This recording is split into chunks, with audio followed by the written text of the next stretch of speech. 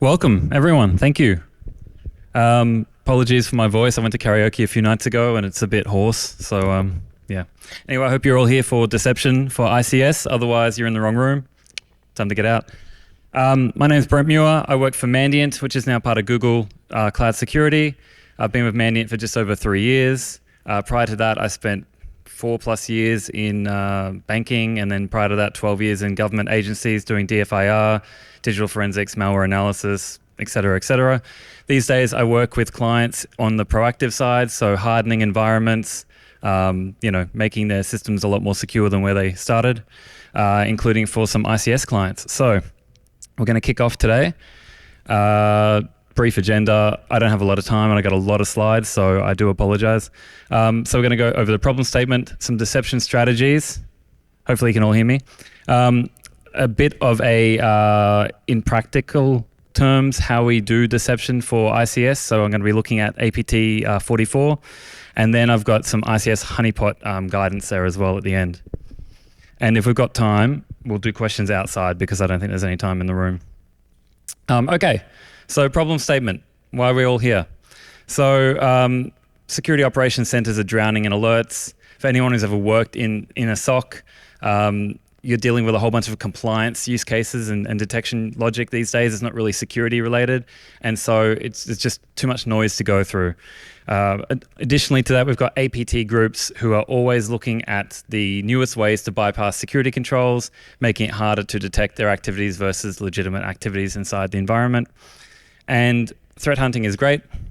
However, unless you've got a 24/7 threat hunting team operating inside your environment, you're probably going to miss a whole bunch of adversarial activities. So we like to use the assume breach mantra within Mandiant, meaning that we already assume there's a threat actor somewhere inside your environment operating, just hasn't been detected yet. And so the answer to all of this is deception, of course. That's what we're here for. So what is deception? This is the NIST definition. But basically breaking it down, we're trying to build out high fidelity tripwires and alerts to detect the adversaries' activities inside your environment. And that's what we're here for, really. So main benefits, you've got your early detection of threats. As I mentioned, we're trying to build out those high fidelity alerts. We're not trying to generate more noise for the SOC. We want to have these alerts get triggered and you know that there's something to look at straight away. It's suspicious.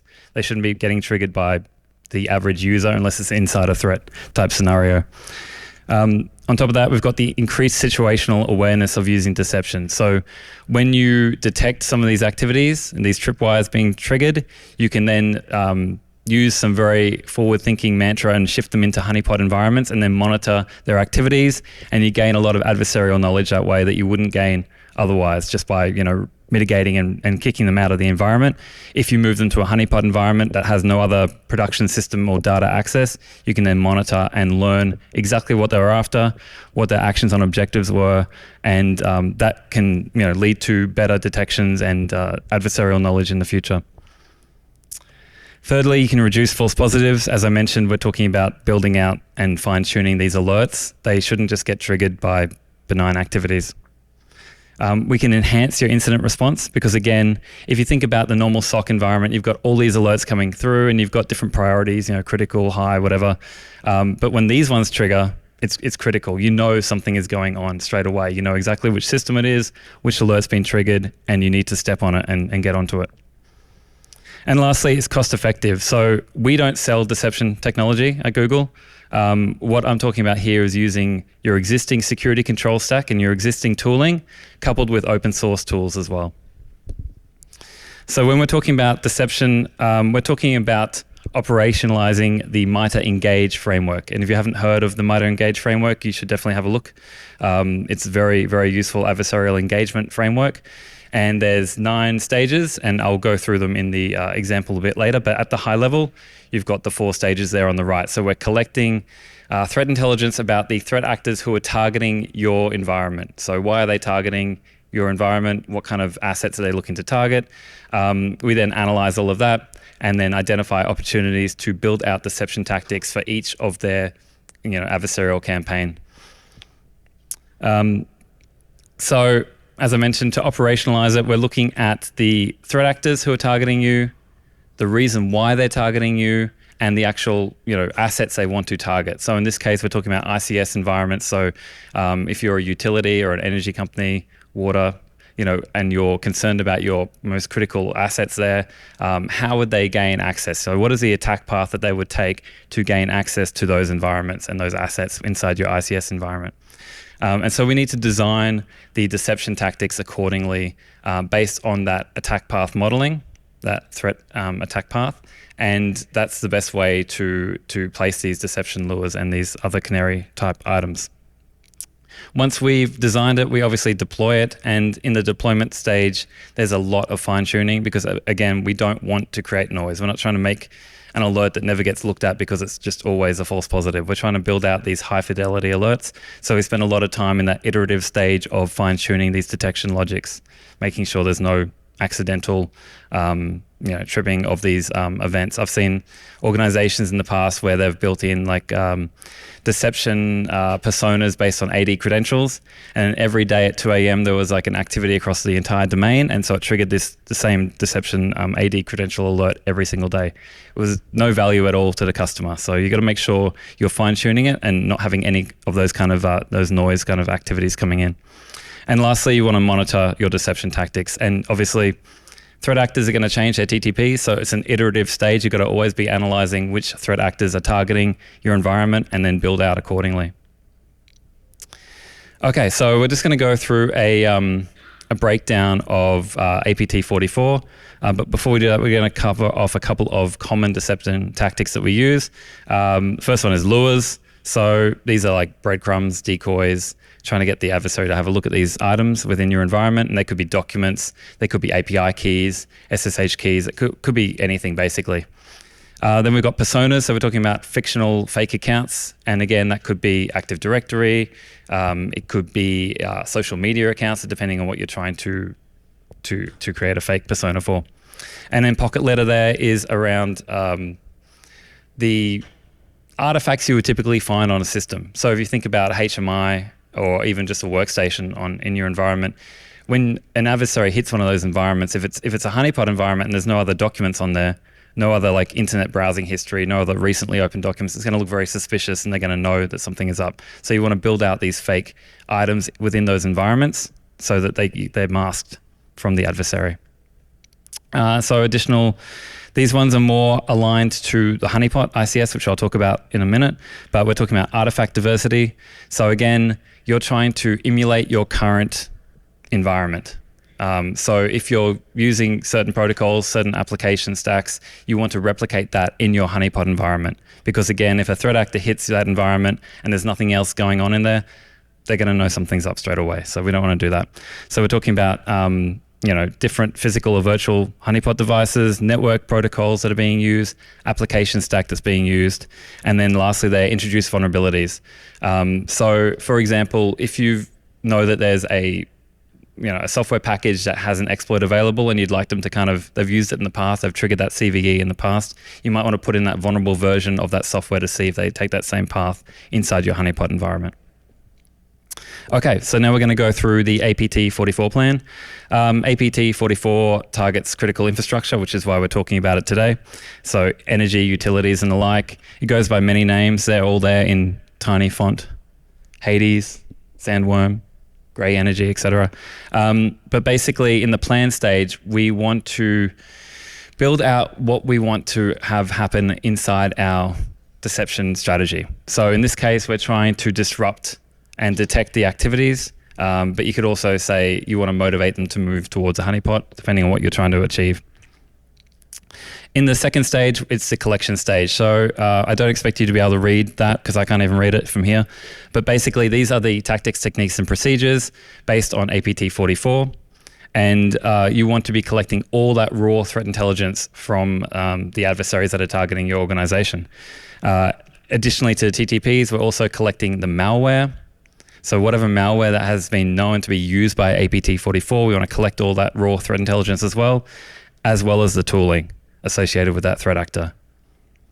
Then we move on to the detect stage, which is where we take all of those IOCs, all of those TTPs, and we map them back to our current detection logic. So we're trying to look for any awareness of the threat actor inside your environments up until this point, but also we want to map back our detection use cases against their TTPs. And we want to, each kind of stage within the Mitre Engage is iterative. You want to focus on this and then move on to the next stage when you're happy and you've got completion there.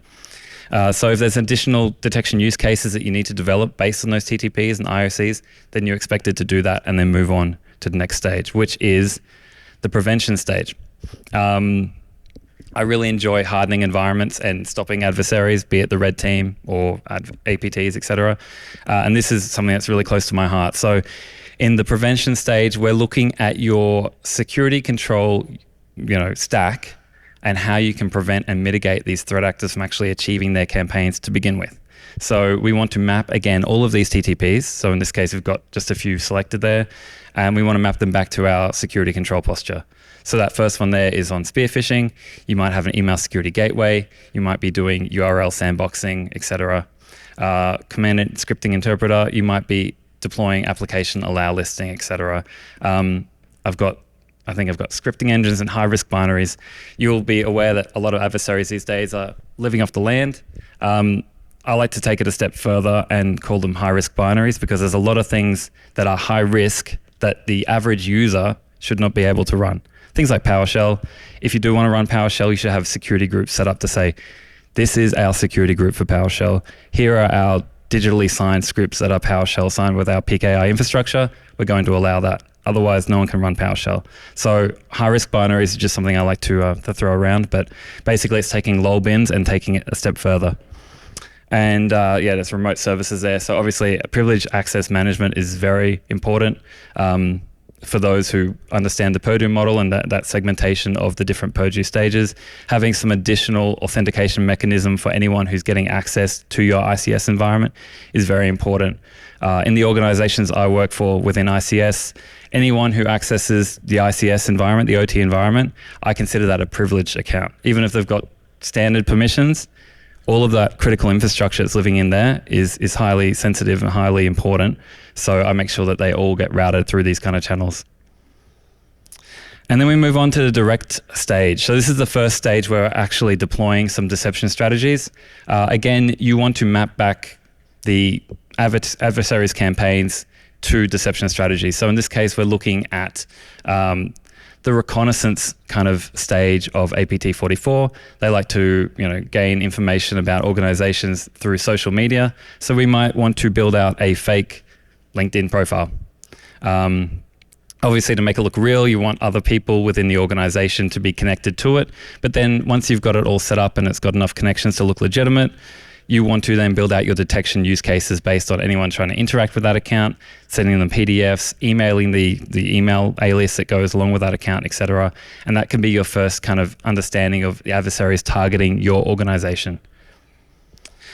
Then we move on to the disruption stage. So this is where we're trying to impair the adversaries' campaign from occurring. So again, we'd be putting in fake Lua documents with fake credentials, fake IP addresses, etc. If anyone accesses one of these Lua documents, obviously that should trigger an alert for your SOC. You'd be using something like file integrity monitoring, and you can do that even with open source, PowerShell scripts, etc. But basically, if anyone accesses one of those documents, Lua documents, you should trigger an alert.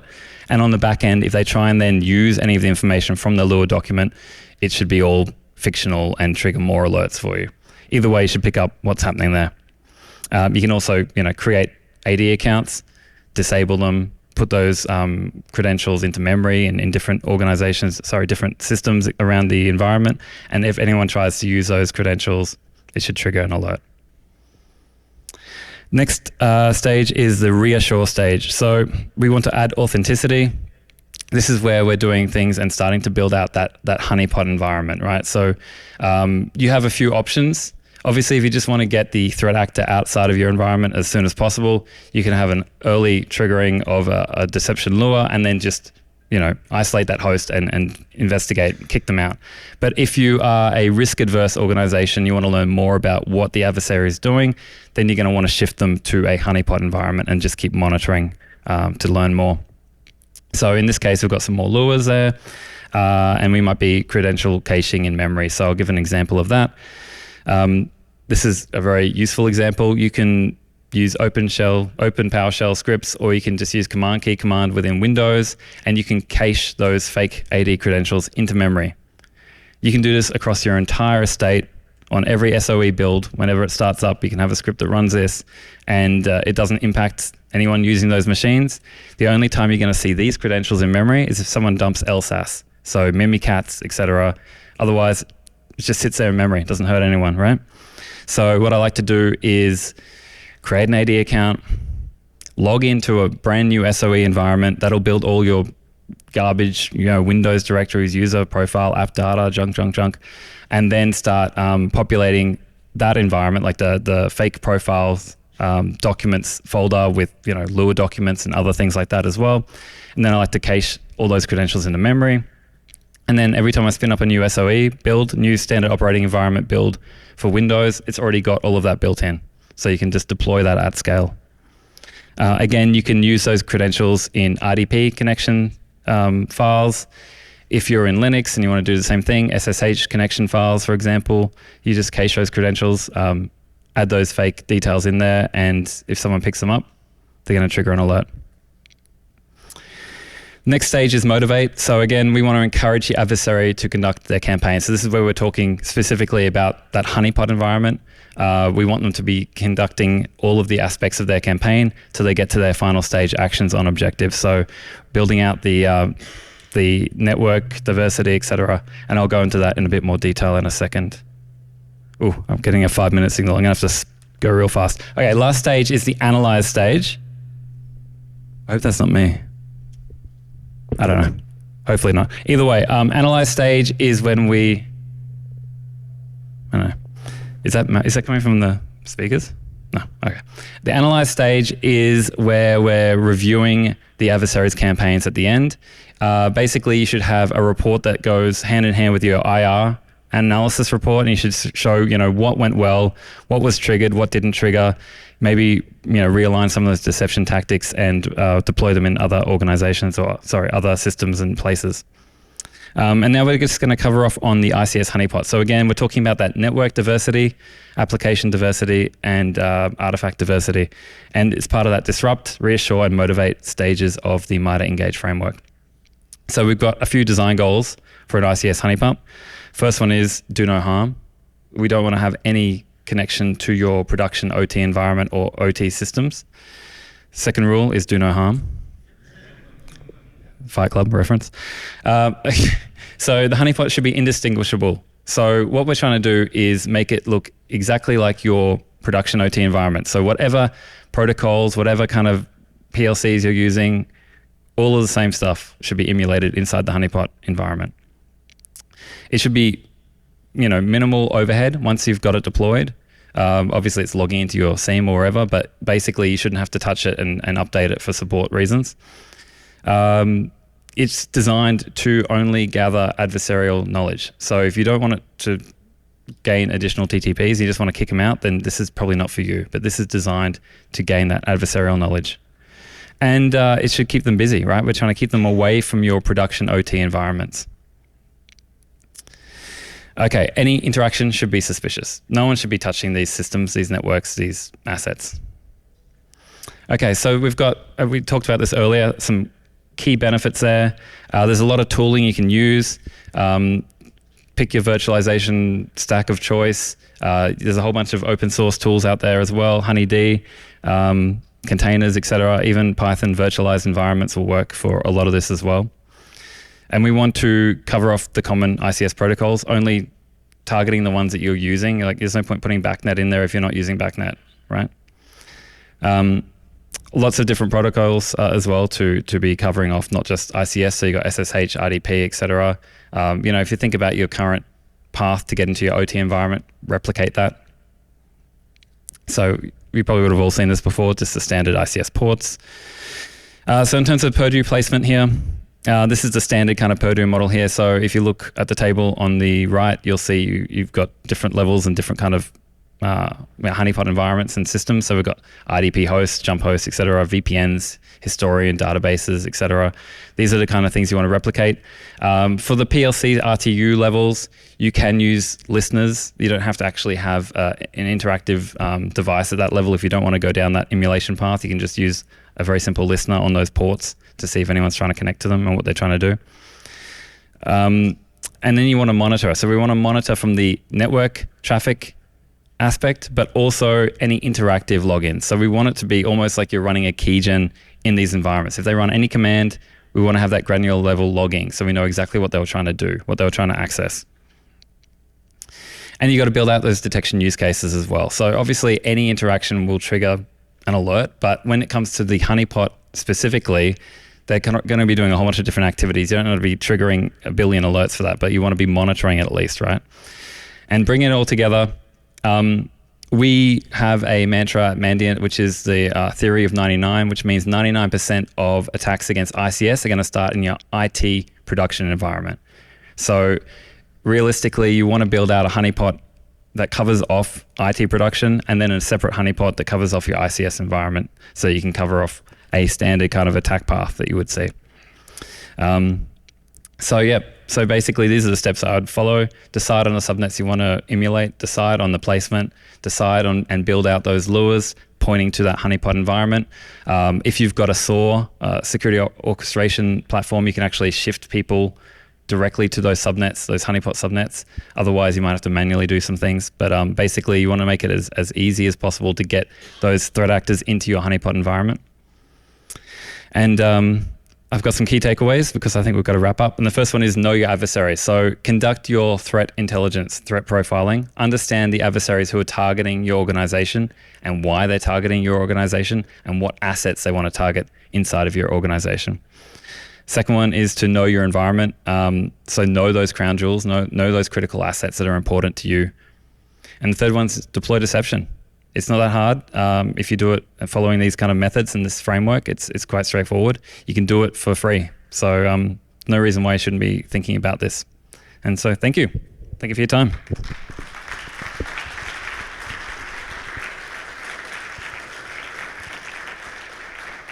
I'll do questions outside because I think they're about to kick off. Thank you.